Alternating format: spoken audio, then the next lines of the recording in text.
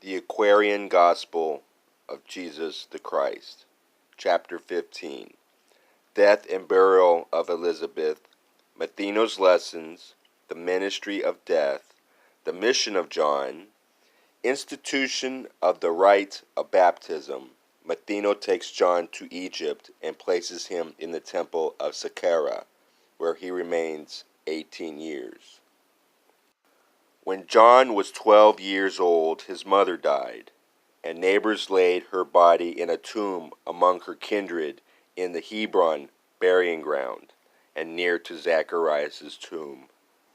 And John was deeply grieved, he wept.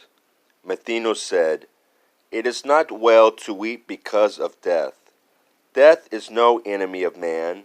It is a friend who, when the work of life is done, just cuts the cord that binds the human boat to earth, that it may sail on smoother seas.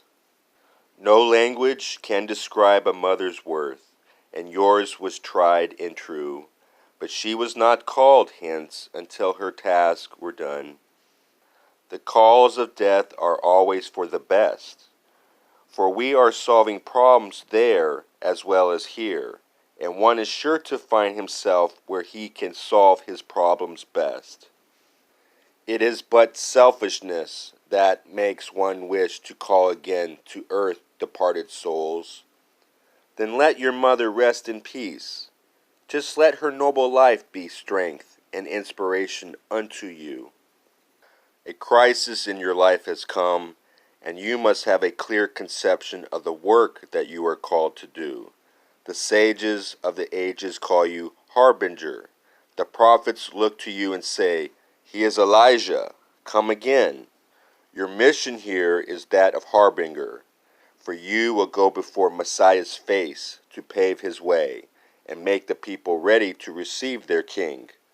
This readiness is purity of heart. None but the pure in heart can recognize the king. To teach men to be pure in heart, you must yourself be pure in heart, and word, and deed.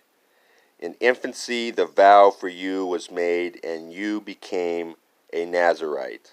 The razor shall not touch your face nor head, and you shall taste not wine nor fiery drinks. Men need a pattern for their lives. They love to follow, not to lead. The man who stands upon the corners of the paths and points the way, but does not go, is just a pointer, and a block of wood can do the same. The teacher treads the way. On every span of ground he leaves his footprints clearly cut, which all can see and be assured that he, their master, went that way. Men comprehend the inner life by what they see and do. They come to God through ceremonies and forms. And so, when you would make men know that sins are washed away by purity in life, a rite symbolic may be introduced. In water wash the bodies of the people who would turn away from sin and strive for purity in life. This rite of cleansing is a preparation rite, and they who thus are cleansed comprise the church of purity. And you shall say, 'You men of Israel, hear, reform and wash, become the sons of purity, and you shall be forgiven.' This rite of cleansing and this church are but symbolic of the cleansing of the soul by purity in life, and of the kingdom of the soul, which does not come with outward show, but is the church within. Now, you may never point the way and tell the multitudes to do what you have never done, but you must go before and show the way.